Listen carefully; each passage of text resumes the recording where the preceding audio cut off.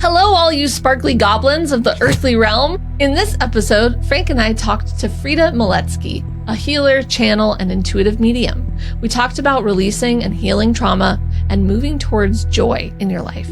I'm Lauren Leon. And I'm a little teapot. We are a married couple learning how to develop our own intuition, and this is episode 77 of Clairvoyaging.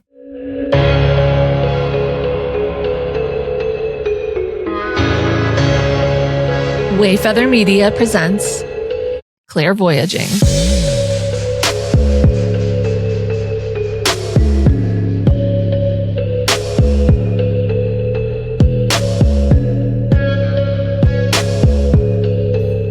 Every day. What? How's it going, guys? Hey, welcome back to another episode of Clairvoyaging. Yeah. Frank's letting the beat drop. I just felt it for a second. Yeah. What's like going on, that. everybody? Yeah. You did it again. You made it back. Well, you found your way back, traveler. Thank you very much. Welcome back to the earthly realm. You little goblins. Our sparkly goblins. You little goblins. Hey. I let ChatGPT give me sparkly goblins today. Oh, that's fun. I thought that was absolutely ridiculous. Lauren, do you want to tell everybody the name of your ChatGPT? Moonbeam. You heard it here first. Lauren daily has stopped asking me for advice and now talks to Moonbeam. I say, well, I wonder what Moonbeam's going to have to say about this. Not even mad about it. Wait, what's your ChatGPT's name? Mine isn't Numa. If you haven't played with it, you know, it can be a real great sounding board. Wait, and What? also Frank's ChatGPT is, I mean, you know, like it's very complimentary and it'll be like, that's a great idea. Frank's is like over the moon about his brilliance. And I'm like, Oh, no, don't say oh, that. great. Just get married already. Lauren's jealous of Numa. I said, don't be jealous. Numa is my lesbian best friend, like robot. Numa will be like, wow, Frank, that's one of the most insightful questions you could possibly ask. I'm like, It says that to like God. everybody. I know it's true. Moonbeam thinks I'm really smart. You know, sometimes you just need a little AI to tell you are a sparkly goblin. Lauren gets all the like very like fluffy language that she doesn't get from me. Bestie language, like your best, most like cheerleady friend that's like amped about every idea you have. Yeah. That's Moonbeam. It's, you know what? I get it. That's not my role here. Frank's role is to question, to push, to ponder, and Moonbeam is like, absolutely, best idea, love it. You are doing everything the way you should be. Like, I'm unstoppable. So Wow, that's so nice. Anyway, the voice I selected for mine sounds just like Jodie Foster. So as far as I'm concerned, yeah, I am your best friend, Jodie Foster. Jodie Foster. Yeah, so and be it. Jodie Foster thinks Frank is brilliant. Anyway, someone has to.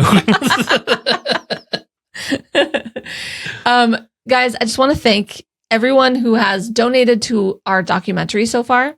We have a little over a week left to fundraise.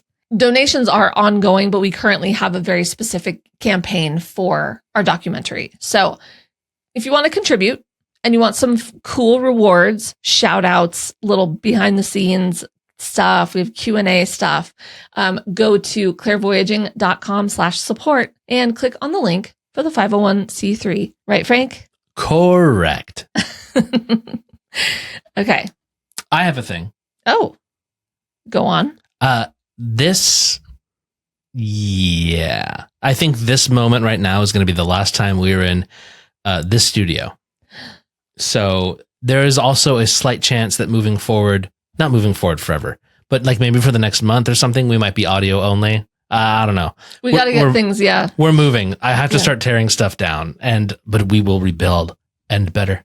This space has been ours for especially for this podcast, has been ours for the last over like year and a half. Yeah. But specifically for you, it's been a lot of work in here. Yeah. And you built this with your bare hands. With my bare hands. Yeah.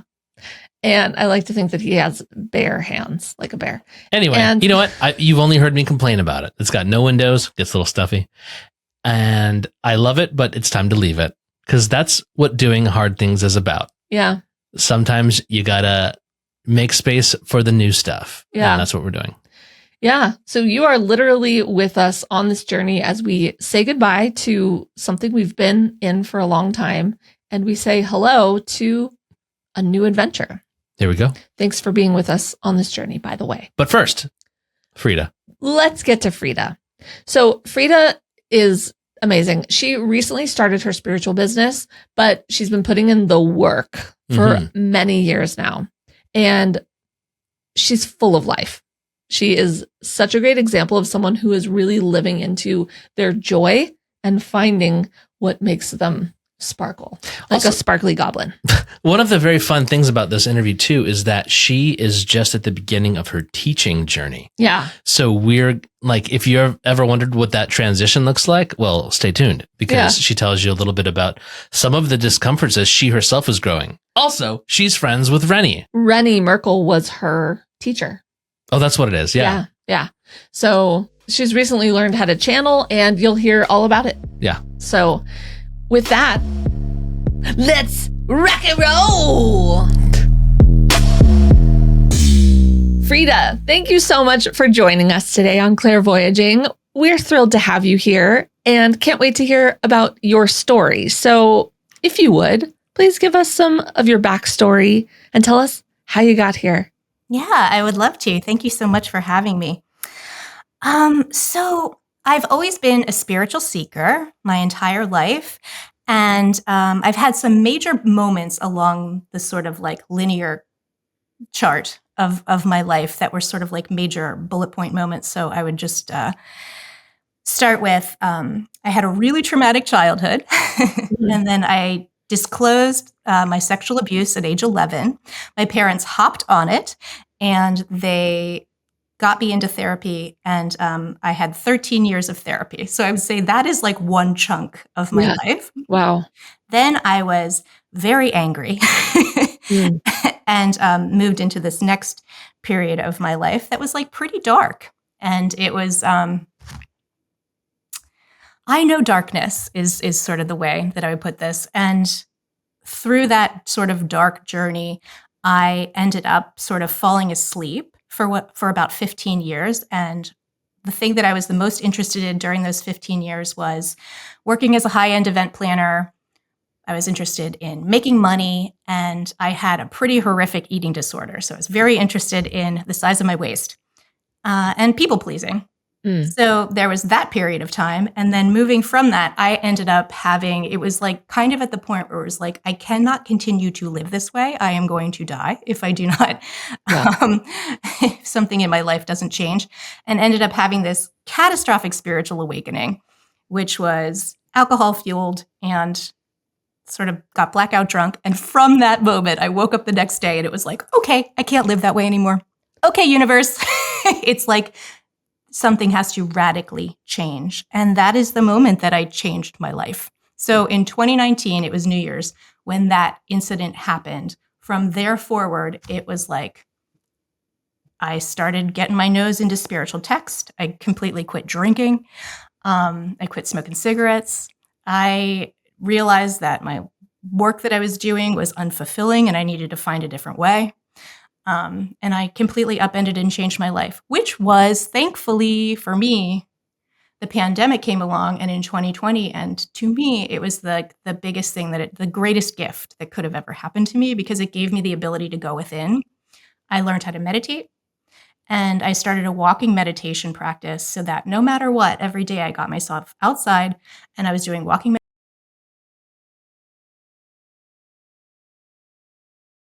The surrender release process. And I just started moving the energy through my body, move it through. And it's now been 5 years of me just dedicated every single day of my life. This is what I do, is I get this trauma, get it out of here, get it out of here. And I like to jokingly say, get it out, root and branch. Yeah. Which I actually don't actually know if I could ever really quite excavate it to that level, but I love going that deep. So being being incredibly willing to walk through the fire to come through that. And just alchemize suffering into love is like my whole jam. And like in doing this trauma healing work and working with healers, reading texts, walking meditation, and just spending every day of my life, like literally doing this. My husband and I worked out our finances, and it was just like, I'm going to get well. He gave me that gift. He was like, so that it was just like, girl, you do this. Yeah.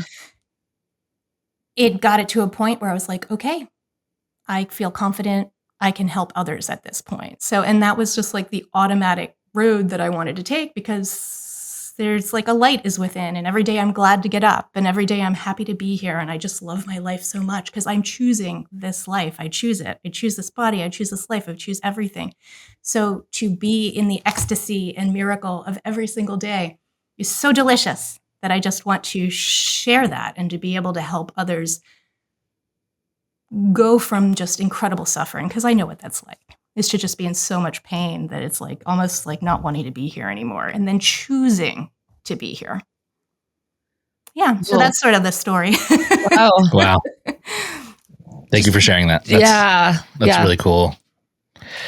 Yeah, that's so, it's so beautiful there's such a through line too with so many of the people that we've talked to that have gotten to the point where they are now, have experienced a tremendous amount of trauma and have like healed it, gotten through it, and are now, we always talk about alchemizing your trauma into wisdom for others. And I love how you said turning it into love that's so beautiful. Tell me more about your process. I have a vested interest in this question. Tell me more about your process or what it was like when you were working in a position or in an industry or just in a manner that didn't resonate with you. Yeah. What was it like? I knew it was out of alignment, but the traumas within me made me not think that I was worthy to make another choice. The business I was in, I worked with my sister, so it had a family dynamic also. I had a codependent with my sister. And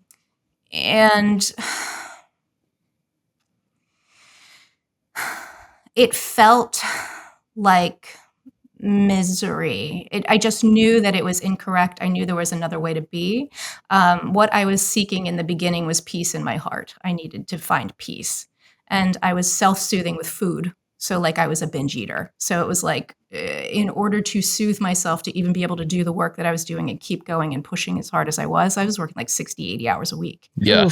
It's like, I mean, event planning is no joke. You guys know, being in California, like these events are crazy. You know what? You know what's funny now that I think about it? We know another very talented medium who used to work in event planning, and I'm wondering if event planning is just a catalyst. You want to get cracked wide open. Yeah. Or like it's somewhere to put the intensity that's in you.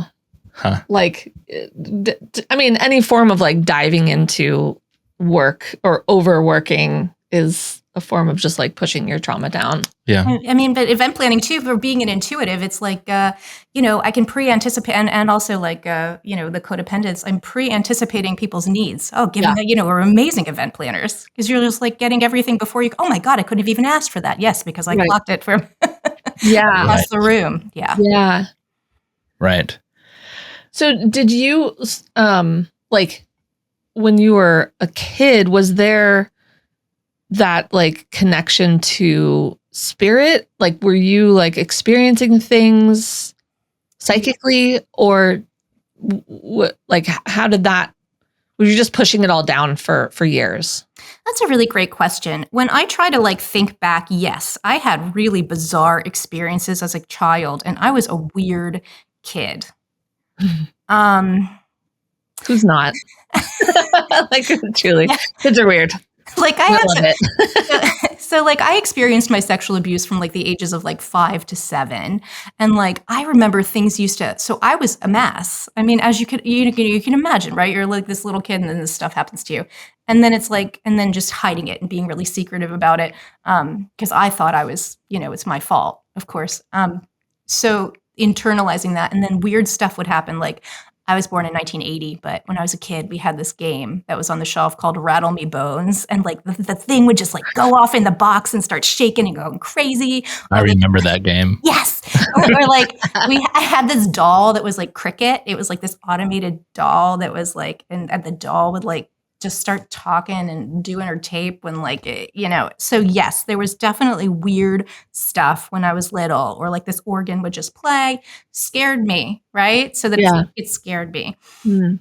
So like, yes, but in a way that I just was like, turn away, ignore. Like there was a scary aspect to it because it had a lot of darkness because of the abuse that was going on.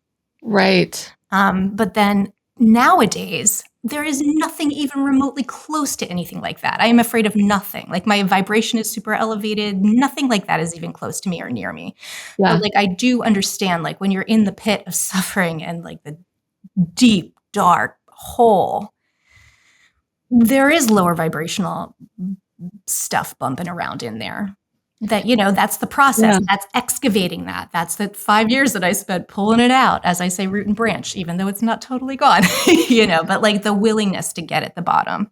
Yeah. But yes, as a child, there was weird stuff, but nothing that I clocked as in like, I would say I was a psychic kid or anything like that. That's interesting. Yeah. I've always, I mean, some psychics will say that there's no dark entities, like that's not a thing or whatever, but I've also heard like what you're saying, like there's lower vibration, like attachments or things like that. Yeah. So I'm like a channel. So I call myself a channel of divine light. So like I'll open up and I'm talking to stuff was coming through me. I am not afraid of anything. Yeah. Like the frequency that I am out is like, nothing's coming at me. I'm completely and totally protected.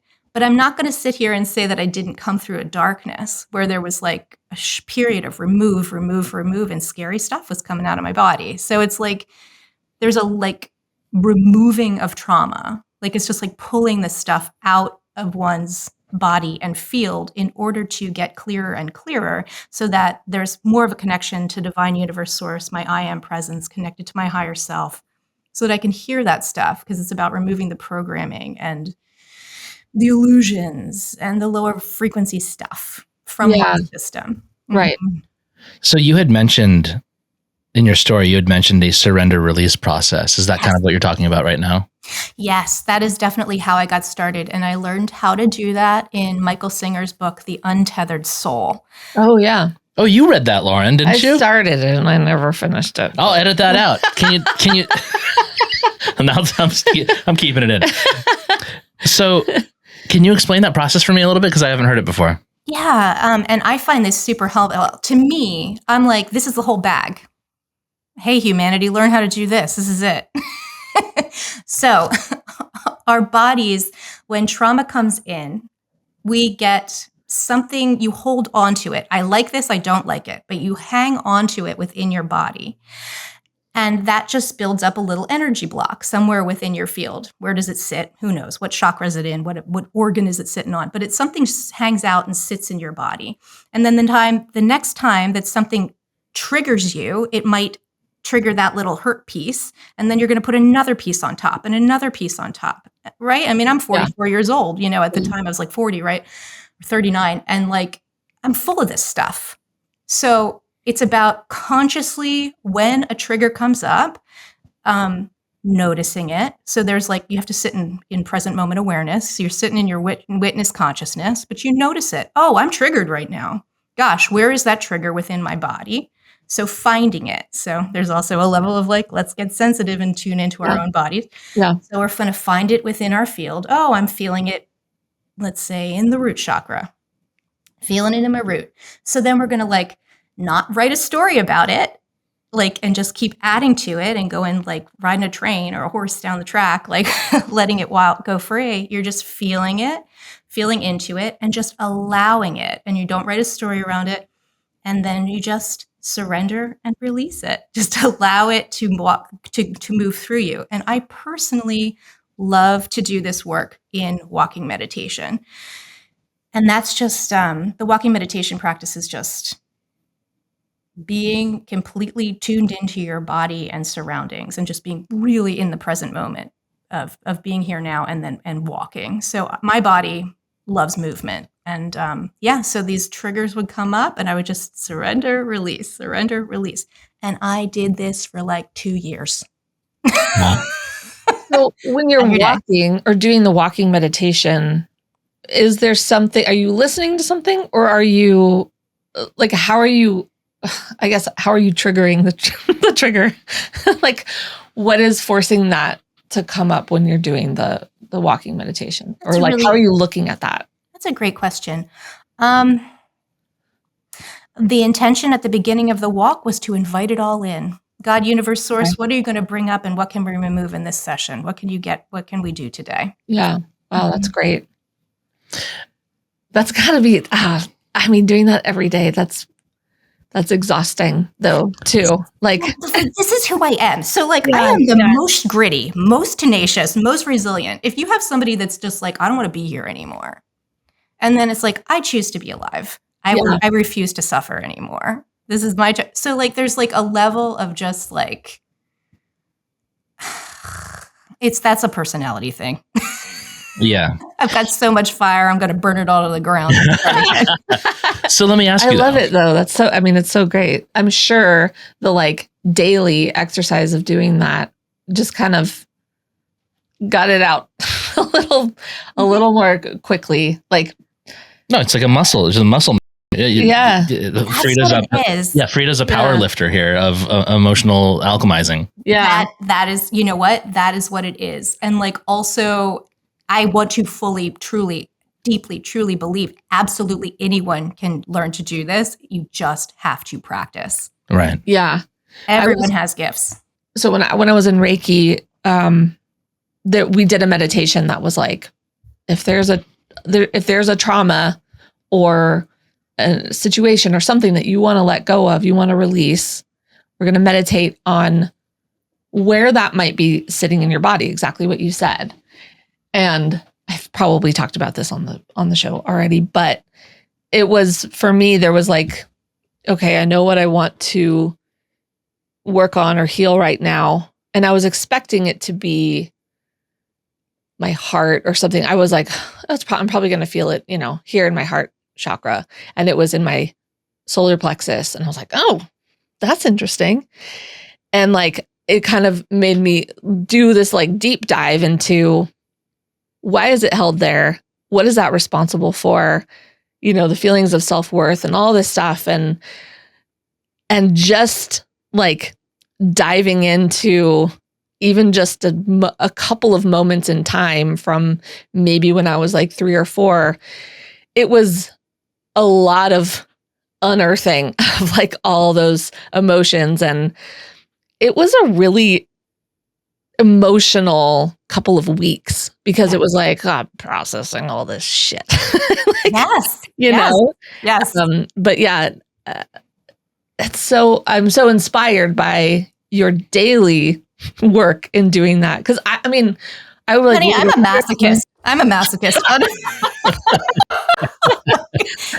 know I am abnormal. I recognize that. I know that. That's I know. funny. But like, I mean, I was like crying and stuff too. Like, I guess I'm just thinking of like doing a walking meditation.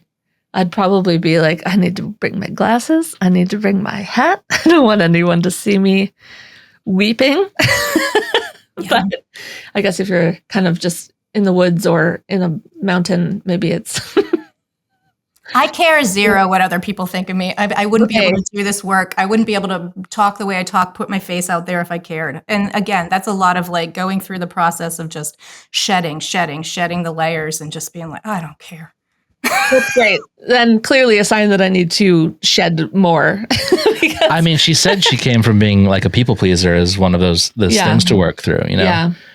The living authentically the way you're doing it, Freda. It's so cool. Yeah.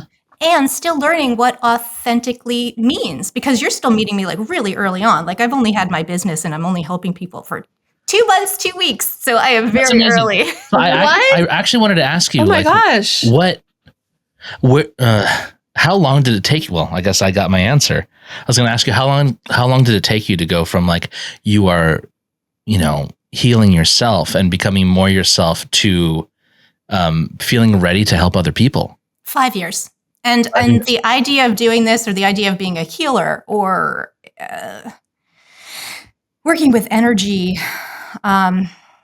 being able to talk to angels, guides, being a channel, never on my bingo card. None of that. Zero. Yeah. No clue. I'm a visual artist. Like I'm an illustrator. Like never, the event planning, floral, never occurred to me that this is the direction I was going in. And in me doing my healing work, one by one, these different things started to come online. So the more you clear out of your system, the more access you have to other things. Every time Right. I think I'm in a good spot, I talk to somebody. I'm like, oh, dude, I have so much work to do. Also like, I'll probably edit this part out, but because I don't want to talk about it nonstop, we keep talking about it. But the, because we're going through a move now, or about to go through a move, it's bringing up a lot of discomfort. You know what I mean? Yeah, moving is one of the biggest ones you can go through. My husband and I, we still have stuff around that stuff. Woo. Really? Yeah, Okay. oh God, yeah. Yeah. Mm-hmm. Wait, where did you move from? So my husband and I we were owner occupied evicted, and we lived in Oakland from this apartment that we'd been in 7 years, and we loved it. We weren't going to leave that place. So that's trauma times 10. That brought That up sucks. all the things. Yeah. Yeah. And from there, the rents were so high in this neighborhood that we loved because California, because that's what happened. Mhm. It gentrified at one Yeah. by the time. So we ended up buying a small condo together in another part of Oakland. And we spent the pandemic in this small condo. And then we sold the condo and bought a house. So going through that type thing, and the insanity of all of that in California and the Bay Area and craziness. Oh my God, my husband and I do work around housing. And I still have, listen, please, again, I am a work in progress. I still have codependent stuff with my husband that comes through. If it's going to come up somewhere, it comes up with him. The person you're closest with. Right. Yeah. Yeah. Of course. That Yeah. makes sense. Oh, the housing stuff is brutal. Oh, it's awful. It's so hard. It's miserable. It's so hard. I mean, that's your foundation. It's your home base, literally. Yeah. So to have that uprooted, it's a lot. It's a lot. Yeah. Okay. Yeah. Your husband sounds cool, by the way. Yes. My husband is awesome. And he's totally punk rock. And the idea of like all the stuff that I'm into, he is amazing because he's incredibly supportive of me. And like the core of the two of us is we want to have the best for each other. What does that look like? And it is super allowed to change. Yeah. As far as him believing in any of the stuff that I get into, oh no. That's fine. Even if he sees you doing it, like he's still like, I don't believe it. Explain sees me doing it. I don't like if there's like a clear, like, I don't know, evidential, like mediumship thing that you are like, this person I connected with their grandmother or whatever. Yeah, we He's talk still about like, I don't know about that. he'll listen to me and then he says, I don't believe that. Listen, you know what? Well, bless his honesty. The reason why I still like hold on to, because I have punk rock in my heart. I was in bands and stuff in high school. The reason why I still like hold in my heart this punkness is because the core of punk rock is live and let live, right? And like lack of judgment and all that stuff. So the fact that he like is fully supportive, even if he doesn't believe it, is maybe cooler than just buying in fully. I think that's super, super cool and super empowering. Yeah, that's pretty awesome. I'm genuinely lucky and I appreciate it. It is something that I truly am grateful for. I wouldn't be where I am without his love and support because I knew my physical 3D needs were met. So he let me get and be and go as deep as I was able to. That's so cool. That's really beautiful. Yeah. That's awesome. Yeah. Let me ask you a weird question. I've noticed we've talked to a lot of people on the show and COVID keeps coming up. COVID keeps coming up as a catalyst. I was going to say that too. Yeah. Yeah. And like, what the hell, man? what is it because we had downtime or is it because COVID was some like big energetic push of some kind? I would probably describe that as being a moment where we all had to stop. Like we were all forced to stop and forced to maybe pay attention to a little bit more of the beauty and have gratitude for the things that we had. Yeah. So like, I know that it was incredibly challenging and people were falling away and perishing, you know, I mean, this is intense stuff. Yeah. And simultaneously, you know, families were able to have dinner together and families are home and they're taking a walk in the middle of the day and you're meeting your neighbors and you're starting to sustainable gardens. You're getting your hands in the earth. And that's something that you never were going to be able to do because you're sitting in traffic for 3 hours. Right. So I think there was, if people chose it, it was a real heart opening place, where a place where you had the ability to maybe meet yourself. Yeah. And get a little more clarity. I mean, people don't want to go back to the office after that because they found some different kinds of freedom, right? So like it is a rewriting in a way. It was a moment. Yeah. Yeah. It was pretty significant, obviously. I feel like Lauren and I spent a lot of time just living in the trauma. We could have done better. We had a 2-year-old at the time and it was like, it felt like a daily slog because to keep her entertained was like really tough. And yeah. And also just the fear. I had a lot of like, things are never going to be the same. Things are never going to be better. I was like, you did say that a few times. I was like so sad. I was feeling the collective like fear and sadness. And that was tough for me. It wasn't even like directly affected by anything. It was more just like the news of like everyone suffering was just like, we're never going to come out of this. We're going to live inside our homes forever. Like life as we know it is different and terrible. And that's the takeaway. And that's the end of the show today. Everybody, thanks for listening. That's a clip. Yeah. It was a real tower moment. Everything shakes and falls. Yeah. While also simultaneously, like you said, like really being in, I still also had a lot of gratitude for like, because our daughter was home with us, I was like, I'm seeing her changes and her growth in real time, which is so cool. Like as much of a challenge as this is for me, who I just didn't want to be a stay-at-home mom. And I just was kind of forced to be, there was a lot of like beauty in that and just like hanging out and slowing down with my 2-year-old. Yeah. Even though at the end of the day, I'd be like, where's the world going? Yeah. Yeah. And let's watch Tiger King. And I love Tiger King so much. Yeah. I remember when that happened, it was like, oh man, unleash the tigers. Nothing could get worse than they. It was amazing. We all needed it at that moment in time. We did. Yeah. But I could go on because I was also like training for a 5K right before the pandemic. And I didn't use all of it as momentum. I used it as a deep like dive. We used it to fund Frito-Lay as a company. It was lots of potato chips. It was lots of light beers. We could have done better is what I'm saying. Oh, don't judge yourselves. It is what it is. It's all good. It's okay. Yeah. You know what? The lessons come in many different forms. Sure. Sure. And we're better for it. We have a lot more cholesterol. It's fine. Anyway, congrats on you for doing the right thing. Yeah. I don't think it has that judgment on it. It's like, honestly, honey, it was like I was so miserable. I was so miserable. Sure. That COVID was better than the misery I was in. So it's like when you look at it that way, it's like, I mean, think about working 60, 80 hours a week. Get out of here. You know, it's like, yeah. Right. To stop in that way and then remember who I am, because I was so enmeshed with everybody else to like be able to like stop talking to my parents for a period of time, stop talking to my sister, like move those connections apart and remember, like feel, what does Freda feel like? I didn't know.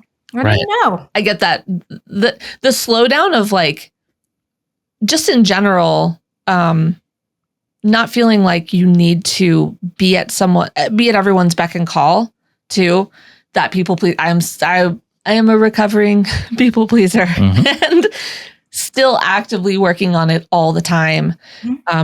But that not feeling like the pressure of like everyone needs me to be somewhere, or you know, that kind of thing was a positive. Yeah, it makes us reassess our values. What do I actually want to do? I stopped doing shoulds. I check in with stuff. I'm like, and like waiting to respond. Like, let me sit with my body for a second. Let me check in. Let me run that through my system. Do I actually want to do that? And it's like, yes or no. And like, you know, I'm not doing any shoulds anymore. That's so helpful. That's me too. Yeah. Occasionally a birthday present or it's Christmas time or that kind of thing. There's some shoulds on the table, but for the most part, I don't do shoulds. Yeah. That's been super helpful for me too. It's such a good practice to like do that assessment. I do the assessment. I just have a fear on carrying out I should do this, but I totally don't want to. and there's a fear for me sometimes around falling back into the should a little bit. You know what I mean? Yeah. So now I'm like, oh, I should not care about what I should do. And yet I'm going to do it still. So that's where is that? Where's that in your body? Let's say more about that. I guess I would need a specific example. Okay, here's a great one. You know, like going to a birthday party. So I have a lot. I used to just call it social anxiety. It's not that. I'm overwhelmed by people's energy, especially when there's a lot of it, and especially when people are comfortable in conflict. You're an empath. Yeah. Mm-hmm. So I sometimes I don't want to go, and it's but I know I should. Fair. Yeah, it's fair. But that's one of those things where it's like sometimes I don't, and everyone knows it. Sometimes Frank won't go, and I know that in those moments I have to just accept the judgment, because if I don't have the energy for it that day, I'll accept the judgment, and the people who are used to taking offense to that. Like, oh, Frank's not here, I'm offended. I'm like, I'm sorry, I promise it's not about you at all. That kind of thing. So I don't have friends that get offended. So I guess it's like you got to weed them out. Like that who's getting offended, you're not showing up. It's like you got to take care of friend. You take care of you first, right? Like Frank takes care of Frank. That's and about it's like 99.9%. And then you're going to have friends that are saying, oh, Frank, I'm so glad that you're taking care of yourself. Honey, I love seeing you take care of yourself like that. That's beautiful. Yeah. You do you. That's something to consider. You're taking on other people's stuff. Get out of here. Yeah, I know. Life's too short. That is true. Yeah. Let me ask you something real quick, because you talked about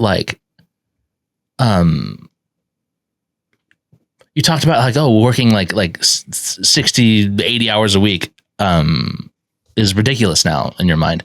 But also something that I've been doing myself is like redefining what work is. Because I used to work and I used to have jobs I hated, and I have decided to not do that anymore. And so I'm going through a very similar journey. Yeah, cool. Yeah, whoop whoop. But I do realize now. So for you might not. You're not calling event plan, or you were calling event planning work, but you are technically working all the time because you're doing the work on yourself, and you've been like learning, and then you are talking to people like us about how to do that for ourselves. Like I have been trying to redefine that as work still, just not, I'm trying to disassociate the misery and work terms. You know what I mean? Yeah, I do it because I love it. This lights me up. This makes me happy. And never in a million years did I think I'd ever want to sit in front of a microphone and like run my mouth. No, I never thought that was going to be who I ended up being. But it's just like I have such a bliss inside of me. I want to inspire and lift up and excite others to also like, come on, y'all, you can do this. Let's do our healing work and let's remember that we chose this. Yeah. We're a soul having a human experience. You chose your body. You chose all the things that are coming at you. Let's sink into it and suffer less. How about it? That's awesome. Yeah, that's really great. So when you talk about healing, like, are you doing energy healing? Like, what's your modality? That's a really great question. So I started a program called Return to Self-Love, and it is a private online community, and we meet every morning from 7 a.m. to 7:30 online.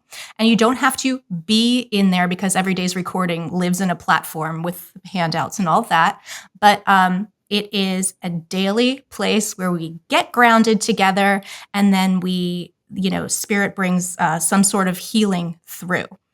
And my ideal students are myself 5 years ago. So I'm looking for those dedicated cats that are like really ready to sink in. And, the teachers, the people who are like waking up and they're going to be teachers. Yeah. Those are my ideal students. But this community is a very safe place that exists. I've been doing it 2 months and 2 weeks so far. And I love it. And I love teaching every day. And it completely lights me up. And that is the way that I have been sharing. And then I've also run like a full moon women's circle on the full moon. Oh, online. that's cool. That's fun. Wait, what's that? We do a releasing ceremony. So I lead folks through. You asked what my modality is. And the answer is, gosh, because it's like everything. Like, what do you want to Awesome. It's like whatever comes through at the time. So it's like I'll just open up the top of my head and then healing light comes through and we do this and then put some light into you and like, or we do sometimes different kinds of spirit is going to just speak out of my mouth and we just move the energy through folks' bodies. But the whole thing with my morning healing group is just every day we're clearing the trauma, just like I talked about doing in the walking meditation. Mm-hmm. So it's that commitment to showing up for yourself every day, get deeply grounded, and then clear this trauma out of your system. And my whole jam is about getting people connected to their higher selves. I never want anybody to become dependent on me. I want people using their discernment, getting connected to them and just helping to clear the things out of the way so that they can hear themselves. Because sometimes we have it's like, oh, am I pursuing that career choice or that house or those clothes or even dyeing my hair or choosing to remove hair or not remove hair from my body, or plastic surgery, whatever choices you're making in your life, are those coming from society or like what you've been learned or told to do? Or is that coming from your deep inner truth that you want, your connection from you that's saying, yes, I want that thing. So just like clearing all that noise out of the way so you can hear yourself is like my whole jam. I love that. I can't stand anybody that's trying to I can't stand predictions. I want to be surprised. I can't stand, Yeah. I can't stand people asking the silly questions to psychics like, well, what are the lottery numbers or what is going on with this or that? Like, it's just go look in the mirror and you do you. You do right with yourself and then everything else will fall into place. Yeah. Kind of where I'm at. I know That's cool, though. That's the true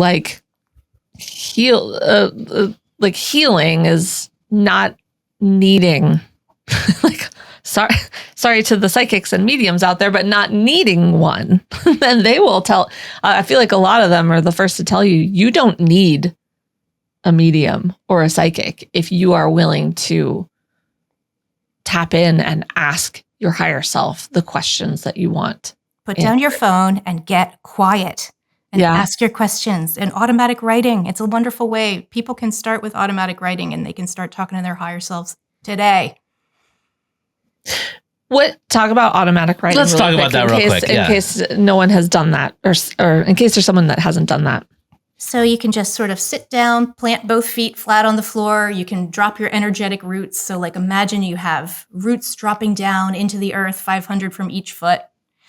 Drop a grounding cord from your root. Just get grounded. Just get really grounded and centered in yourself.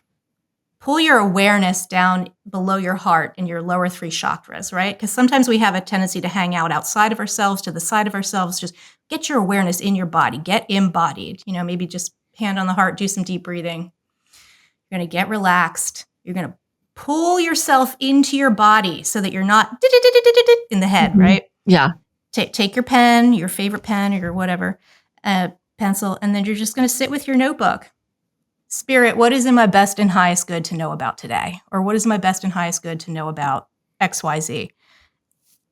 And then just keep your attention and your energy in the lower parts of your body and then see what comes through. And then, it might be quiet for a little while. And eventually, you might hear it and start writing it out. Or your pen might just start moving and it's just going to come through your body. We have access to this. I would love both of you to do this later today. Yeah, I feel like we need to do that more. I did it. I took I had an intuitive healing mentorship for a year. And that was like one of the first classes was doing that. And I think I like the visual of being grounded like that because I don't know. I think my brain was wanting results or it was wanting it was feeling like you said, up here, and it wasn't like in my body. So I want to try it again. Because then it's like, well, am I just making this up? Or is this something that I actually heard from my higher self? Or did my brain went like, I like popcorn or something, and that's part of Every single one of Lauren's deep journals just says just surprisingly a lot about popcorn. I found a notebook. I opened it. Every single page said, "I love popcorn." I said, "We need something else." It's my higher self is very into popcorn. I love that so much because popcorn, I call it super popcorn, but that's actually one of my favorite foods, which is like doing a big bowl of popcorn. But it's super popcorn because it just has the calories of popcorn. But then I go to the pantry and I just dump a whole bunch of other shit in it. Oh, so yeah. it's not potato chips and but it's still popcorn. So, Sure. No, Super popcorn. Popcorn is Lauren's top excuse to just eat peanut M&Ms. So that's she just throws it in there. that is what's up. Best combo ever. I didn't realize until you were talking about automatic writing that I have a really hard time living in my body. I don't know if I'm like neck up. It's really uncomfortable. We're heavy. Oh yeah, it's uncomfortable. You got to learn how to get used to it. We hurt. A lot of times our bodies hurt. It can be really painful. Yeah. You get in there and you start talking to it and asking it what it needs, and there's your secrets. Like these are the secrets to life, and they're not. They're like not a big deal. But then the steps like getting there, it's like practice. Yeah. I'm very good at feeling my sensations and stuff and then addressing them from there. But it's like I'm always living here. It's like there's some kind of disconnect. I feel like this is a very good practice for you. And then even when I meditate, I do I'm meditating in a way where I'm asking for guidance these days, right? So, or asking for things to come in. So I'm trying to expand my awareness literally outside of my body. I don't ever just live in the lower 3 chakras. That's like a wild concept to me. Because when I've sat down, I'm like, let me try automatic writing. And then I just end up writing, I love popcorn. It's always a common theme. It's coming from a brain dump place where I'm just getting things out, right? Mm-hmm. Never just seeing what comes. Mm-hmm. So that's something for me to try. Something for both of us to try. Yeah, the idea of morning meditation where you get in your body in the morning and you drop your roots. So you're going to be dropping your roots down through your feet. Drop this idea of this energetic grounding cord from your root chakra just down to the earth. And then you're just going to you just hand on the heart, 3 deep breaths together. We could even do it together if you wanted to. But taking these 3 deep breaths, noticing before and then noticing after, really just pulling yourself in there and sitting in the lower 3 chakras. And you can just feel, you get heavy, you're getting in there, you're getting embodied. And then throughout your meditation process, throughout your automatic writing, wiggle your toes, feel your bum on the chair where you're sitting, like pull yourself back there. Because our brains do want to like go bing and like go run after something. It's a practice to remember to, nope, come back. It's like a dog, right? You have to tell the dog to leave it. You have to tell the dog to don't go over there. Don't eat that. Don't, it's like we're telling our brains, we're training our brains. The little puppy. Little puppy. Quick question. This is a very basic question, but in speaking of grounding, as far as the, I never know what to call people who don't necessarily engage in these type of topics. I always end up saying normies. I call them normies, but whatever. Yeah. It's the wrong word. I'm going to say it again though. In the normies world, like the concept of grounding is having a moment, and but it's very much focused on the types of materials you have around you, or like, getting your feet in the ground. Can you tell me, like, you can ground yourself without being in the right, like without having your feet in the dirt? Absolutely. Okay. Yeah. All right. We can. Yeah. And it's just this like intentional way. Yeah. Do you guys want to get grounded together? We Sure. can do it right now. Yeah. Yeah. So just go ahead and close your eyes. And we're just going to go ahead and we're going to imagine that we have a little spinning foot chakra on the bottom of our left foot, spinning, spinning, spinning open, spinning wide, and a little spinning foot chakra on the bottom of our right foot, spinning open, spinning wide, spinning open until the bottom of each of our feet is an open window. And from here, we're going to drop 500 energetic tree roots of light down through our left foot, down, in, deep, far, and wide. And 500 energetic tree roots of light down through our right foot, down, in, 1,000 energetic tree roots of light, down and in, deep, far, and wide, down to the core center of true earth. Immediately, rich, high vibrational, nourishing energy starts shooting up those roots, into our feet, over our ankles, up our shins, over our calves, knees, the tops of our legs, thighs, reproductive organs, and pelvic floor, and into our root. And then we're going to take our root chakra and spin it open, spin it wide, spin it open until it's about 1.5 feet wide. And from here, we'll drop that energetic grounding cord down to the core center of true earth, feeling that rich, high vibrational, nourishing energy shooting up that root into our pelvic floor, reproductive organs, zooming back and forth like a figure 8 in our hip sockets, over the thighs, legs, knees, calves, shins, ankles, feet, and down into those energetic roots we have established, giving us this beautiful tripod grounding cord of light, connecting us to Mother Earth, connecting us to this moment. And if you want, we can place our hands on our hearts and we can just notice how our bodies are feeling. Let's just take 3 deep breaths together. Breathing in. Really take yourself, wiggle your toes, and pull yourself down into your body. You want to sort of feel your toes, feel your bum on the chair. Breathing out. Breathing in. Since we have a tendency to disassociate and hang out above our heads, we're really just pulling ourselves down and in into these lower 3 chakras.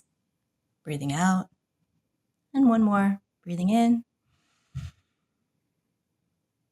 Breathing out. And just notice how your body feels. If you feel heavier, really feel into your thighs and tops of your legs, your knees. Feel your feet.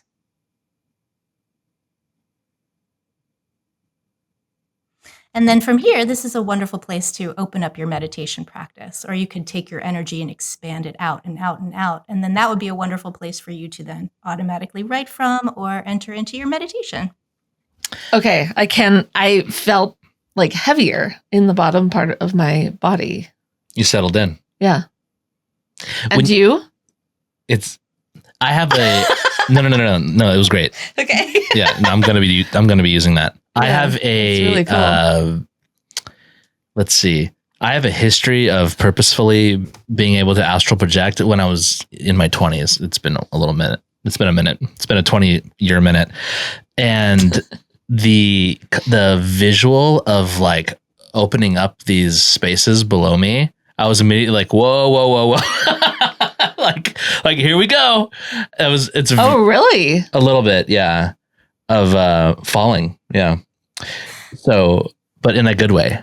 Yeah, I That's just had this cool. image of you like opening up the bottom of your feet and just going, "Woo!" And you're like on like a slide and you just slide down to the core center of the earth. Like Yeah. that's also a place for you to go, which might be a new place for you to investigate. Because if you go up here, maybe you want to go down there.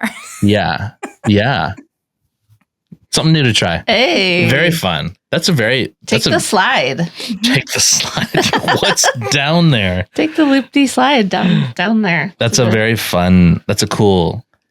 Also, I couldn't help but notice the concept of like the feet and then what'd you call it? Like from I was imagining a cord coming out of my tailbone or something. Yes. What'd you call it? A grounding cord of light. Grounding cord. I mean, that's the exact position of an actual like socket.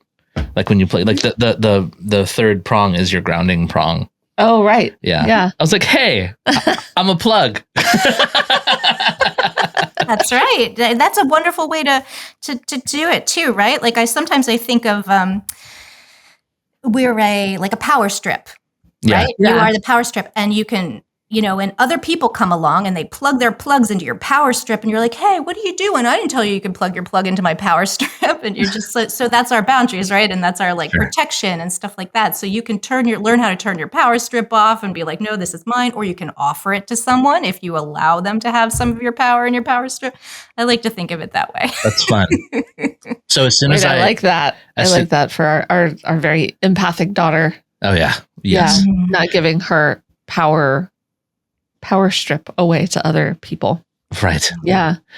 The other thing about that is that I noticed as soon as you had us open up the grounding the grounding prong, the grounding cord, I have also had like a single purposeful when I was doing more daily meditations, I had a single purposeful Kundalini experience.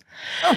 And the second I felt that, I actually felt a shock in my brain, which I was like, well, that's a quick connection, So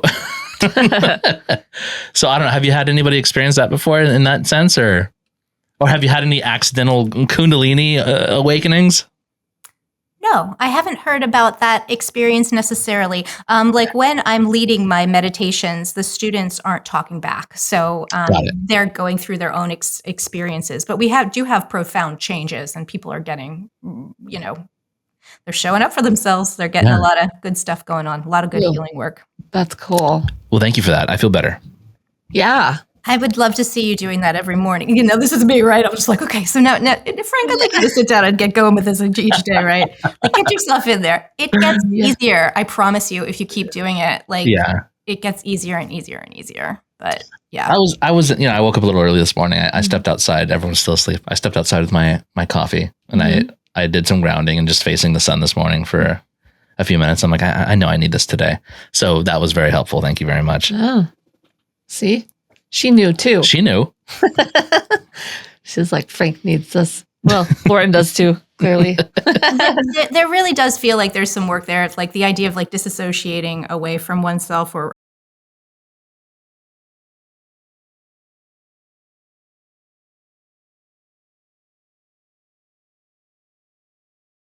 here. Yeah.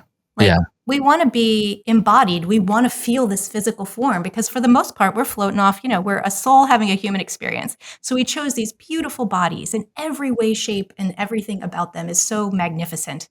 It's like, let's feel them.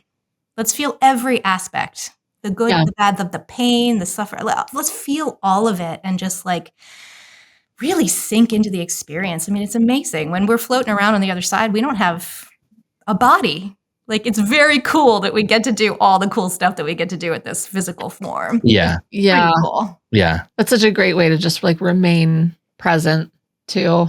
Yeah. And also it shows us how to treat our meat suits right. Like, what kind of meat suit do you want? It's like, yes. What do you want it to feel like? Gassy and bloated? Sweet. My popcorn's 5 times as big as your popcorn. Let's go. That's funny. So you've been teaching for 2 months and 2 weeks. The That's so fun. We got you so early on. yeah. Yes. Well, one of my favorite teachers in the entire world is Rennie, and Rennie was on your podcast, and Yes. she's a wonderful teacher of mine that I just absolutely adore. So She's so That's so fun. nice. Yeah. Yeah, she is very kind. I love talking to her. Let's see. So I've often heard that the last stage of learning is teaching. And I wanted to ask you if, like, in your 2 months and 2 weeks so far, has there been any lesson that's like really solidified itself as like, oh, this is it? Well, to be completely honest, when I first started, like, I absolutely have been able to help feel energy consistently is when I started, and literally showing up for the students every day and doing this work. Now my channel opened up, and now I just channel also. So, like, that has happened. Like, God, it was like 2.5, 3 weeks ago when that first started happening. And I'm like, oh, snap, what's this? So then I was just like, okay, well, let's trust it. Let's invite it on in. It was like, at first I was in real resistance. Like, my brain is sitting back here and it's like, now we would like to talk to the Galactic Federation of Light. I'm like, am I allowing this to happen or what? I'm like, guys, I'm also very honest with my students. In the moment, I was just like, I'm feeling resistance. I'm going to talk you through it, but here we go. That's great. They had stuff to say. So yeah, and it was like later that day, and I was like, I guess we're doing this now. And yeah, it's a pleasure. I love it. So that was your first time channeling like that, or with the Galactic Feds? Yeah, I've only actually talked to them twice. Okay. But in that way, so there's 2 different kinds of channeling. So the way that I've had access is it's sort of like I'm hearing it and then I'm interpreting it through Freda.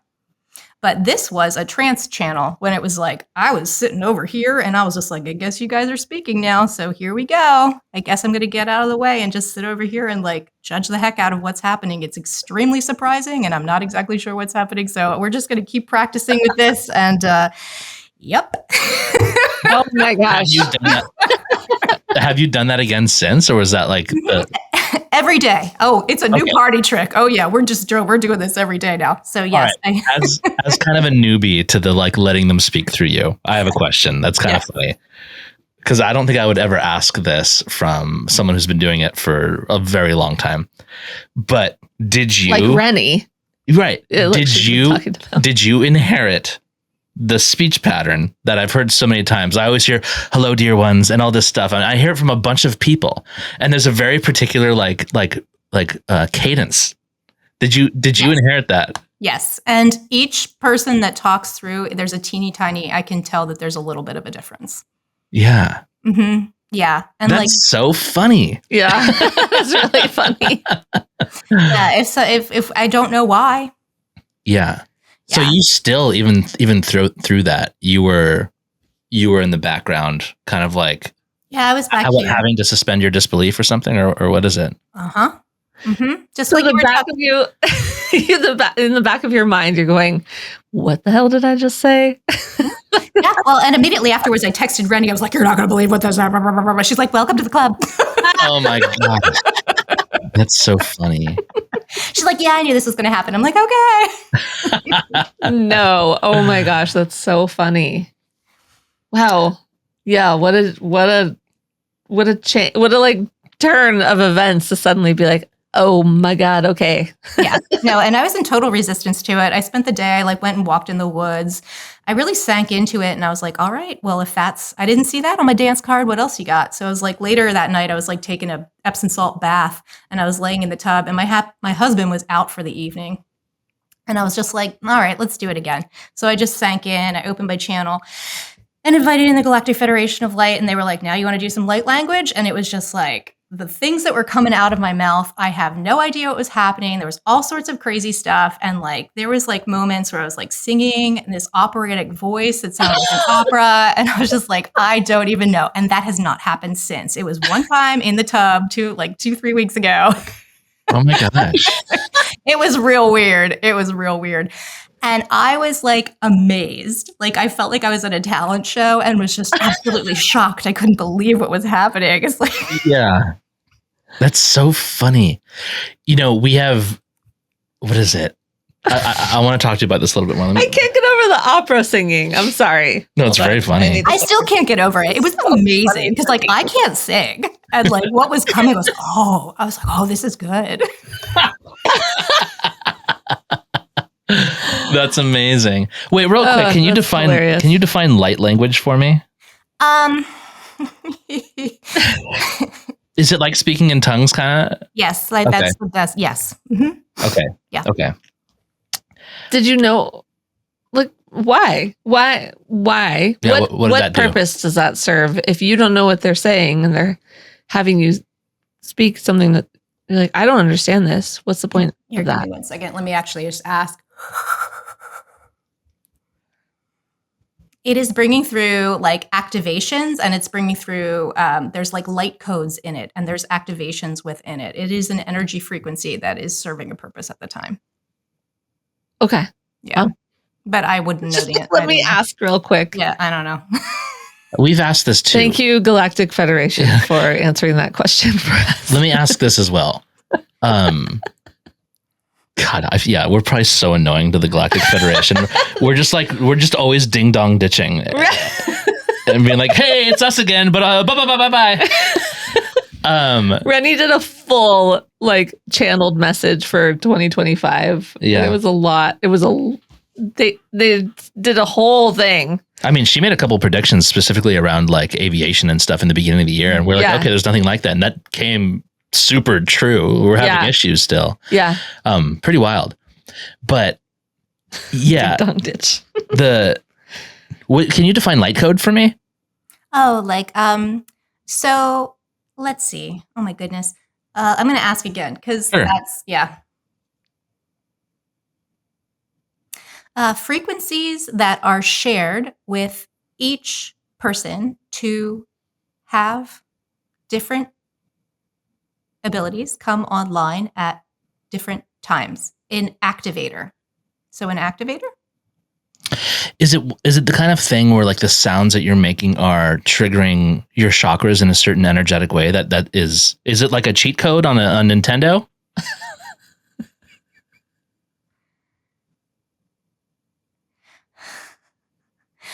There's no cheating about it, but because it's more like things that were intended to fall in your place at the right time in order for you to activate something, in order for you to do something else. Okay. More like a gift. Now you get gifted this, and now because of this, you get that, or it opens something up within you so that you can see something a new way. It helps you shift your perspective to be able to see something differently. We talked about light codes with Jessica. Oh, I know. I like to get perspectives. Yeah. That's super interesting to me. Yeah, there's something in it that activates in someone else. And please forgive me, because I know that some people probably listening are rolling their eyes because I'm just like asking. I'm like, well, what is that? I never really questioned it before. I mean, because people use the terminology a lot, and like I told you, like we like to have the show be a bridge. So I always want to define as much as I can. Mm-hmm. But yeah, that is really interesting. Sorry, are you still like channeling something? I don't want to interrupt. No, I was just asking. I was just like, is that okay? Okay. Is this complete? Yeah, it feels complete. Yeah, it's sort of just like if you saw the most beautiful sunset or a painting or something that truly touched your heart, right? Something that opens you up, like expands you. Oh, that's so beautiful. Something like that. Like coming in contact with a sound frequency can activate in someone some sort of profound healing in a way that seeing a beautiful sunset or a beautiful painting. Mm-hmm. Or, oh, this food is so delicious. It activates something inside of me that just cracks my heart open. So something like that is the sort of like way that I'm understanding it. Sure. Yeah. I come from an audio engineering background. So like I think in frequencies a lot. And that's why I like really always relate things to being like chakra based, because I know even just when you're doing like an Om meditation, like you can feel that firing up, right? You can feel. So I always wonder if like you're doing something like that when you're speaking that way, speaking in light codes. They're saying yes. Okay. Yeah. And that makes sense to me. I mean, I wouldn't know, but they're saying yes. So like whatever that is, it's like yes. Okay. Okay. Cool. So let me run something by you real quick, and I feel like we've like taken a left turn into. Well, it's fine though, Galactic Federation stuff. But this is perfect because I have a couple to Freda. So yeah, I think that's why I love that we're catching you at this time. One of the things, this wasn't related to Rennie whatsoever, but one of the things that because we had a bad interview later with somebody else, and it really brought up the concept of what we've called spiritual sovereignty since. And that is like, it's hard.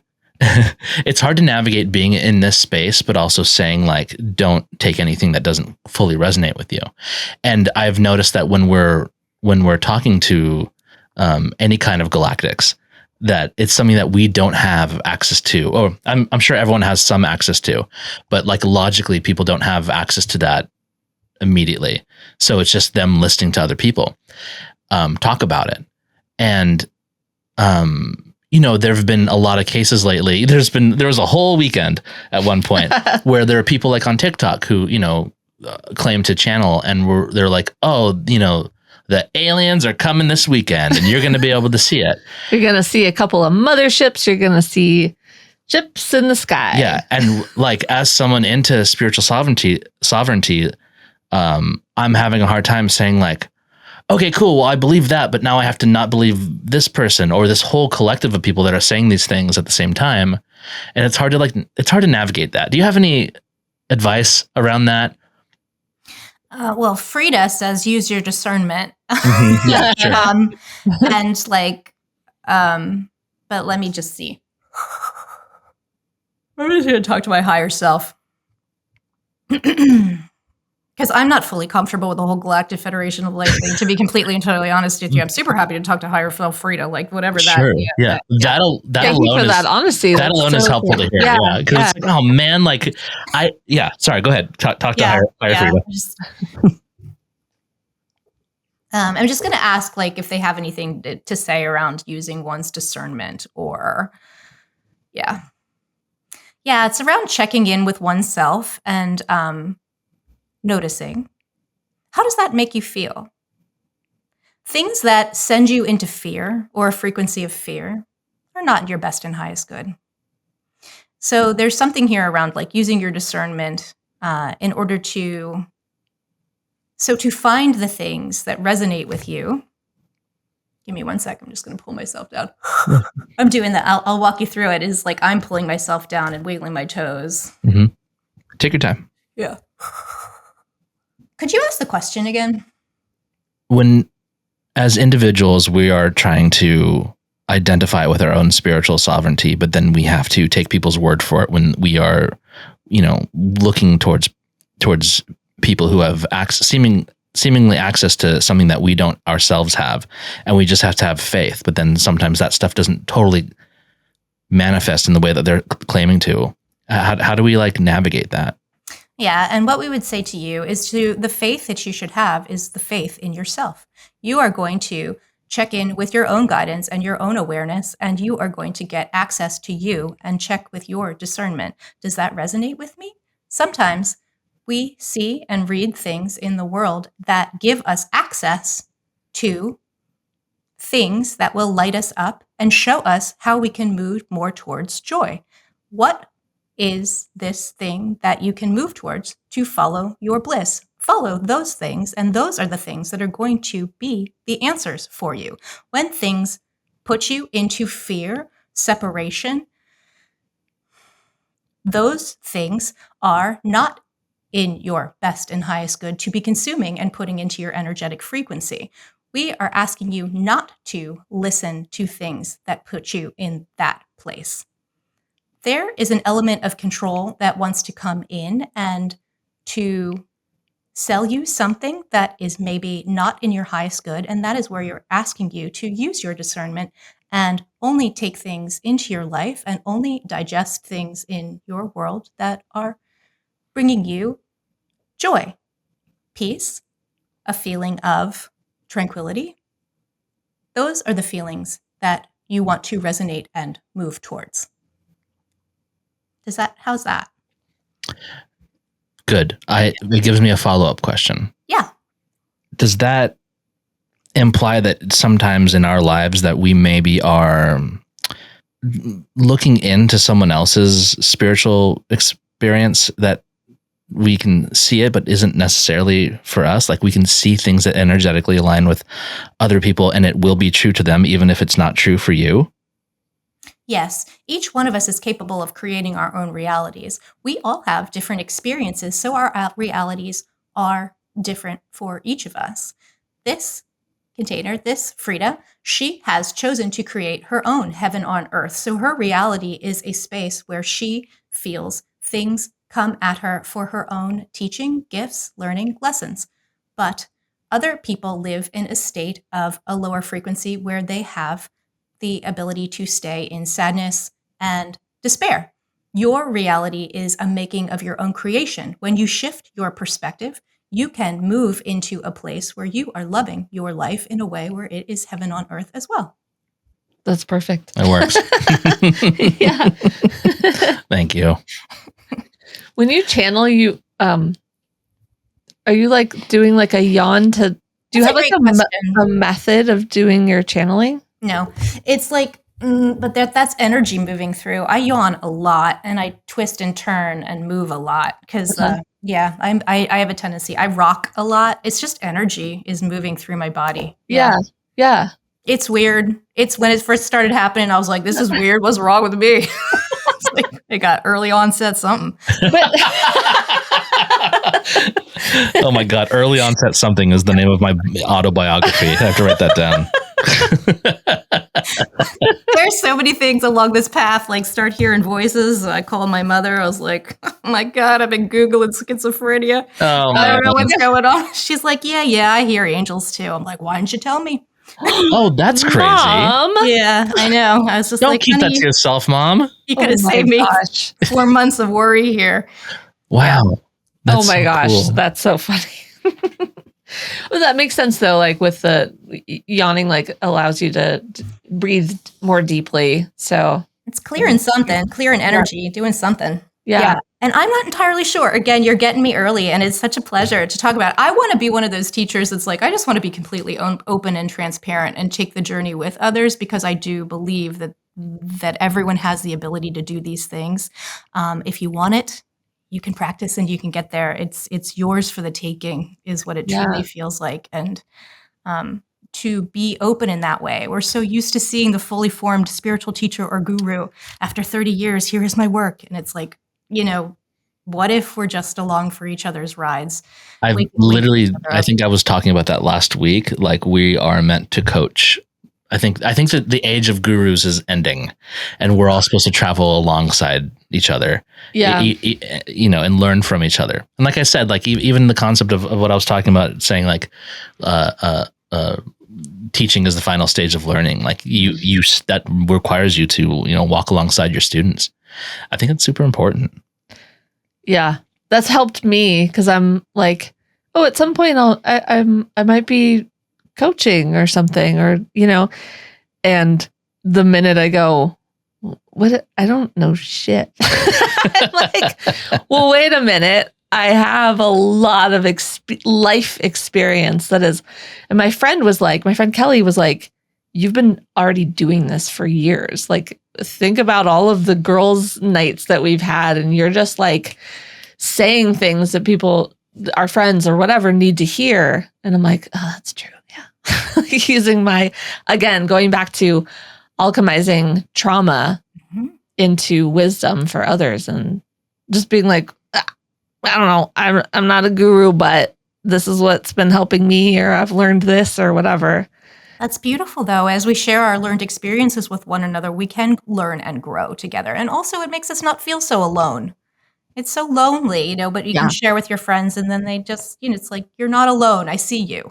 Yeah. To be witnessed is a beautiful and powerful thing in this life. Yeah.